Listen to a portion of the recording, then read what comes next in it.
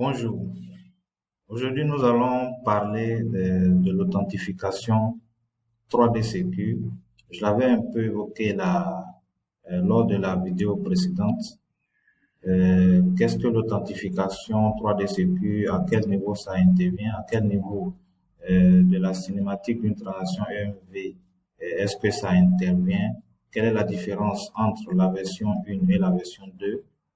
Nous allons voir tout cela dans cette présentation. Mais avant de rentrer dans le vif du sujet, passons d'abord à l'intro.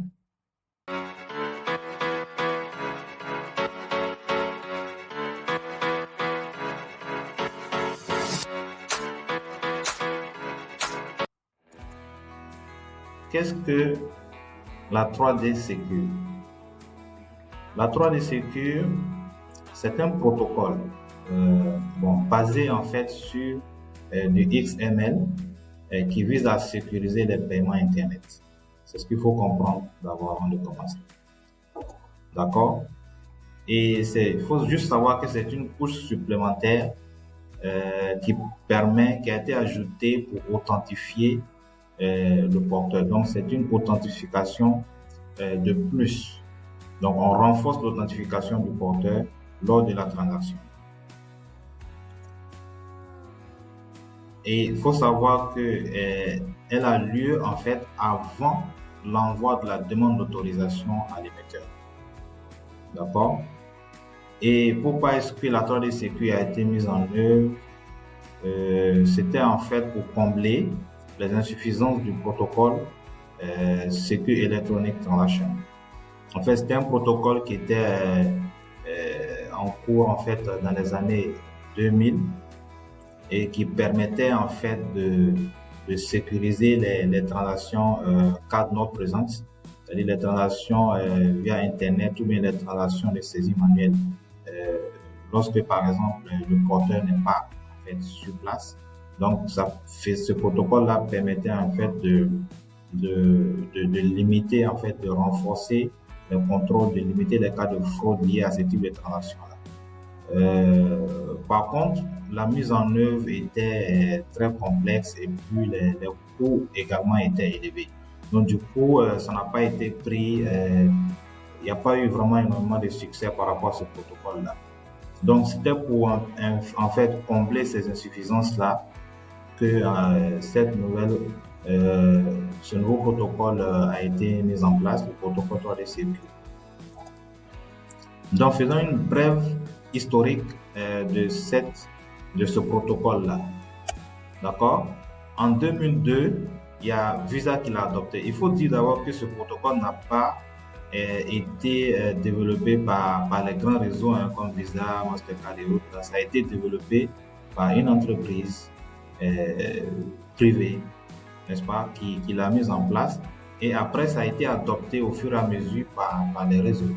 Donc, en premier lieu, il y a Visa qui l'a adopté en 2002, sous le nom, et il a en fait donné une marque qu'il a appelée Verified by Visa, n'est-ce pas? En 2003, il y a Mastercard qui l'a adopté sous la marque Secure Code. En 2004, c'était au tour de JCB sous la marque J Secure. En 2010, c'était au tour de American Express sous la marque de SafeKey. D'accord? En 2016, c'était le tour de Diner Discover sous la marque de Protect By. Et en 2017, il y a China UnionPay qui a bouclé la boucle avec la marque Secure Plus. Donc, il faut dire que ce protocole a été vraiment plébiscité par les réseaux et actuellement, c'est vraiment en vogue.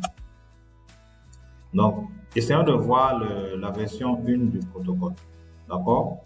La date de création des spécifications du protocole à la version 1 remonte à, on va dire, septembre 2002. D'accord? Et qu'est-ce qu'il était question ici de faire? Il était question de sécuriser le paiement en ligne via ordinateur. En fait, avec la version 1, c'était l'authentification du porteur se faisait uniquement via un navigateur, sur un PC, via un navigateur.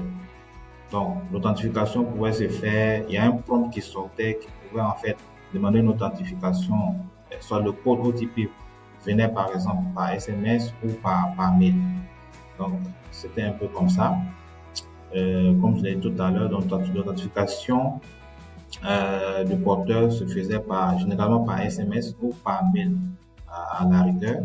D'accord? Maintenant, il y a eu beaucoup d'insuffisances par rapport à cela, puisque après, il y a face aux nouveaux usages en fait des consommateurs et avec les smartphones, les téléphones mobiles, les applications, les consoles de jeux qui sont en vogue maintenant, il fallait trouver une alternative. Donc, on va vous présenter ici maintenant le flux, d'accord, d'une on va dire authentification 3D Secure par rapport à la version 1. Essayons de voir ici. D'abord, quand on parle de 3D Secure, c'est 3 domaines. Il faut noter 3 domaines. Il y a le domaine de l'émetteur, d'accord, issuer domain. Il y a le domaine de l'acquéreur, auquel est connecté le site marchand, ok. Et il y a le domaine du réseau, le système de paiement. On en avait déjà parlé je pense que dans une vidéo précédente. Donc, le réseau, le système de paiement. D'accord? Donc, maintenant, lorsqu'il y a transaction, un porteur va faire une transaction sur un site marchand.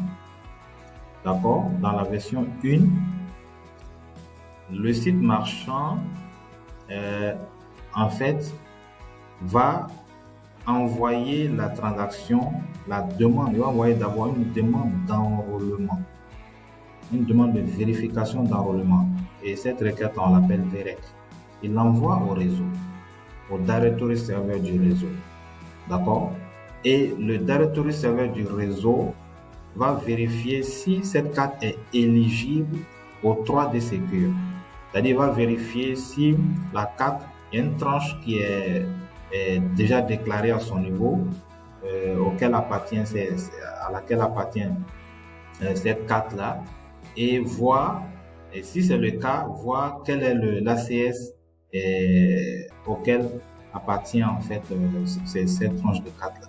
Donc, à partir de là, le réseau pourra déterminer l'ACS de l'émetteur en question. Donc, automatiquement, il envoie le VEREC à l'ACS de l'émetteur. Et l'ACS de l'émetteur va faire les vérifications. Est-ce que la carte a enrôlé? Et si la carte a enrôlé ou pas, va envoyer le VERES au réseau. Et le réseau va faire un retour au site marchand.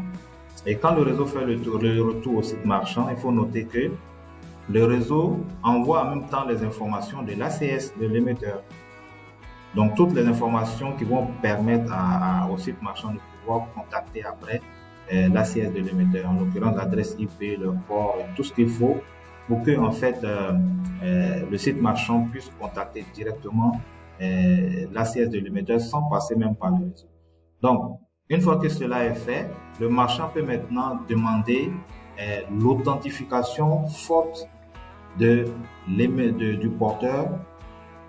Cette fois-ci, il peut envoyer cette demande à l'émetteur. Donc, il envoie directement à ce niveau-là, il envoie le PAREC. On appelle ça le PAREC. C'est une requête qu'on appelle le PAREC. Donc, il envoie cette requête-là à l'émetteur pour dire, voilà, authentifie-moi ce porteur-là. Voilà, envoie-lui un OTP et puis afin qu'il puisse s'authentifier et pour qu'on puisse continuer la transaction. Donc, le PAREC vient au niveau de l'ACS de l'émetteur. Il va en fait générer un OTP, One Time Password. Il lui envoie, soit par SMS ou bien par mail. Il envoie cela au porteur et le porteur va saisir le prompt qu'il a reçu au niveau de son navigateur. Donc, il va saisir l'OTP et la transaction va revenir, d'accord, au niveau de l'ACS, et l'ACS va générer un AVV, Authentication Verification Value, d'accord. Donc, il génère l'AVV et en fait, il fait le retour au site marchand à travers le PARES. Donc, une fois que le marchand reçoit en fait ce code-là, il sait que voilà, le porteur a été authentifié correctement. Ensuite, maintenant, le marchand va contacter l'acquéreur pour pouvoir envoyer maintenant la demande d'autorisation à l'émetteur. Donc ça, c'est la transaction classique, la demande d'autorisation classique. Donc vous avez vu un peu en fait comment se déroule la transaction avec authentification 3DS. Maintenant, voyons le cas de la version 2. La version 2, c'est une version améliorée effectivement de la version 1, d'accord? Et les réseaux, déjà il faut dire que c'est en 2021, si ma mémoire est bonne, c'est en 2021, la première échéance date de 2021. Voilà, donc ça a été repoussé vu qu'en fait il y a des difficultés voilà, d'implémentation au niveau des émetteurs, au niveau des parties. Donc les réseaux ont édité une échéance finale qu'ils ont calée en octobre 2022. Donc à partir d'octobre 2022, toutes les parties qui ne sont pas conformes, tous les émetteurs qui ne sont pas conformes au 3DCP version 2 vont en fait voir les transactions décliner carrément en fait. D'accord? Donc maintenant, quelle différence pouvons-nous faire entre la version 1 et la version 2? Il y a vraiment des différences majeures, comme on va le voir. D'abord, il y a plusieurs types d'appareils maintenant qui sont disponibles. Au lieu d'avoir uniquement le navigateur sur un PC, on a l'authentification peut se faire maintenant sur des téléphones mobiles, sur des PC également, sur des applications, sur des consoles de jeux. Il y a pas mal de supports maintenant qui peuvent servir à faire l'authentification 3DC dans la version 2. Et puis aussi, autre différence majeure, c'est quoi en fait? Ce sont les données qui sont partagées entre le marchand et l'émetteur. Les données qui sont envoyées par le marchand à l'émetteur. On a plus de 100 types de données, par exemple, qui sont envoyées dans la version 2. Tandis que dans la version 1, on n'avait que 8 types de données en fait, qui étaient envoyées. D'accord? Et aussi, il y a une différence majeure, c'est la possibilité de suppression de l'authentification pour les transactions à faible risque. D'accord? Dans la version 2, ils appellent ça en fait, on va dire, en fait, il faut noter qu'il y a deux modes. Il y a deux modes d'authentification dans la version 2. Donc, il y a le mode sans friction, ils appellent ça sans friction, c'est-à-dire dans ce type de transaction, il n'y aura pas d'authentification 3DS par exemple. Lorsqu'on sait que par exemple, il y a de faibles risques, il y a, on va dire, l'autre acteur qui est là, en fait, c'est un acteur de confiance, c'est une partie de confiance en ce moment. On a la possibilité de supprimer l'authentification 3DS et on a le second mode, en fait, qui est le mode avec authentification forte. Donc, ce sont ces deux types de modes-là qu'on a dans la 3DS version 2. Maintenant, essayons de voir une cinématique de authentification 3D Circuit version 2. Vous allez voir en fait la différence avec la première version. Donc, à ce niveau, le porteur fait la transaction au niveau d'un site marchand. Et qu'est-ce qui se passe? Le site marchand envoie la demande d'authentification 3DS au réseau, que ce soit Visa, Mastercard, Jumio, Moi, UnionPay, etc. Et qu'est-ce que le réseau fait? Le réseau va vérifier à son niveau si la carte est éligible, retrouver l'ACS de l'émetteur et router la transaction, envoyer la transaction à l'ACS de l'émetteur. D'accord? Donc, qu'est-ce qu'il va faire déjà? Il va faire le mode challenge, c'est-à-dire qu'il va directement, automatiquement, il va essayer d'authentifier le porteur, d'appliquer l'authentification forte. Ils appellent ça le mode challenge, le mode avec authentification forte. D'accord? Il va authentifier le porteur. Et une fois que le porteur est authentifié, la réponse arrive également au niveau de l'ACS. L'ACS, une fois qu'il a le retour, la réponse de l'authentification du porteur, il va faire un package, d'accord? Il va envoyer le résultat de l'authentification au réseau ainsi que la réponse de la demande de 3D Secure. Il envoie tout ce package-là au réseau. En fait, il n'y a plus de demande d'enrôlement, demande de vérification d'enrôlement qui sera envoyée à l'ACS. Après, il y a demande d'authentification que le site marchand envoie. Non, il n'y a pas ça. Tout se fait en une seule phase. Donc, l'ACS envoie tout ce package-là. Résultat d'authentification, résultat de la demande de 3D Secure. Et le réseau achemine toutes ces informations au site marchand. Donc, le site marchand aura à partir de là toutes les informations. Donc, le porteur authentifié, tout ce qu'il faut. Donc, à partir de là, il peut maintenant saisir en fait son acquéreur pour envoyer la demande d'autorisation. Donc, vous voyez que dans la version 2, c'est vraiment très, très simplifié. Le processus est très, très simplifié. Voilà, donc j'espère que cette brève présentation vous a permis de mieux comprendre les tenants et les aboutissants de l'authentification 3D Secure version 1 et version 2. Voilà, donc on se dit à la prochaine pour de nouvelles présentations. Merci et à la prochaine.